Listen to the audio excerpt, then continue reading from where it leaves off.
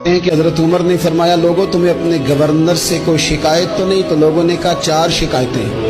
ایک تو ہمارے گورنر صاحب جب شروع میں آئے تھے تو فجر کی نماز کے بعد ہی آ کے لوگوں کے بیچ بیٹھ جاتے تھے۔ اب اشراق چاش کے وقت آتے ہیں، سورج پورا طلوع ہو جاتا ہے تو حضرت سعید بن عامر رضی اللہ عنہ آتے ہیں۔ اور دوسری شکایت یہ ہے کہ صرف دن میں ملتے ہیں، رات کو ملتے ہی نہیں۔ اور تیسری شکایت یہ ہے کہ ہفتے میں ایک پورا دن ہوتا ہے ملاقات ہی نہیں کرتے۔ اور چوتھی شکایت یہ ہے کہ کبھی کبھی بیٹھے بیٹھے رونے لگتے اور بے ہوش ہی ہو جاتے۔ آپ نے ایسا شخص گورنر بنا دیا جو دیوانہ ہے۔ حضرت عمر نے بلا لیا، قریب بیٹھے تھے، کہا دے سوالوں کے جواب۔ گردن جھکی ہوئی ہے، عرض کرنے لگے امیر المومنین میں نے تو پہلے ہی کہا تھا میں گورنری کے قابل نہیں، میرے والا کام نہیں۔ فرمایا اب تو منصب تمہارے پاس ہے، تمہیں جواب تو دینا ہے۔ حضرت سعید بن عامر کہنے لگے حضور 4 میرے ساتھ مسئلے ہیں۔ فرمایا کون سے؟ حضرت سعید بن عامر کہنے لگے آپ سوال دہرائیں میں جواب دیتا ہوں۔ آپ نے فرمایا سعید لوگ کہتے ہیں پہلے تو سویرے آ جاتا تھا، اب تو اشراق چاشت کے وقت آتا ہے۔ گردن جھکائی، سناٹا چھا گیا محفل پہ۔ تھوڑی دیر کے بعد سر اٹھایا تو داڑھی پہ آنسو گر رہے تھے۔ فرمانے لگے حضور میرے گھر میں خادم کوئی نہیں، بیوی بیمار ہو گئی ہے، میں نہ سویرے اٹھتا ہوں، آٹا گوندتا ہوں، روٹیاں پکاتا ہوں، گھر میں جھاڑو دیتا ہوں، باہر آنے میں دیر ہو جاتی۔ پہلے جواب پر ہی لوگ رونے لگے، آنسو نکلنے لگے۔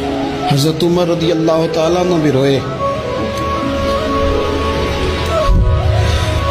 پھر فرمایا کہ سعید تو دن کو ملتا ہے تو رات کو کیوں نہیں ملتا؟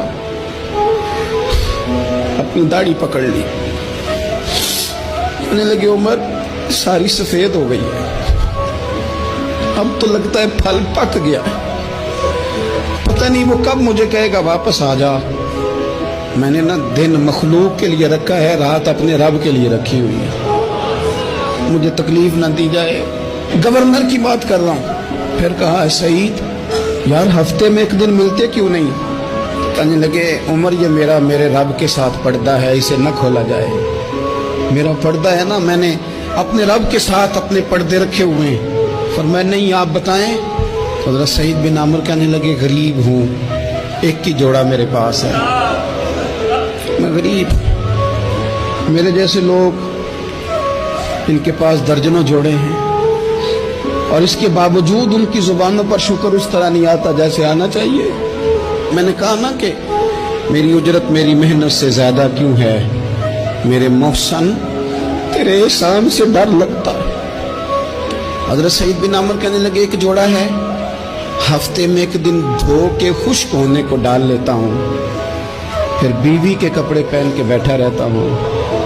کس طرح گھر سے باہر نکلوں؟ میرا پردہ تھا، میں اپنی غریبیاں لوگوں کے سامنے نہیں رکھنا چاہتا، میں جانوں میرا رب جانے، میں راضی ہوں نا اس کی رضا پہ۔